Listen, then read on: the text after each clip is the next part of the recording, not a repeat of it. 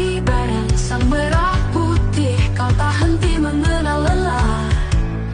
Lindungi, ayomi masyarakat untuk Indonesia sejahtera.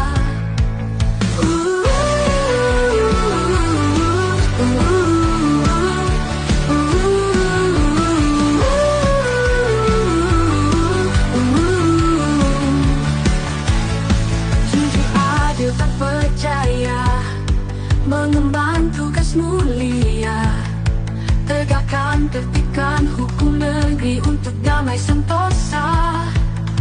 Jayalah Bayangkaraku di bumi Indonesia.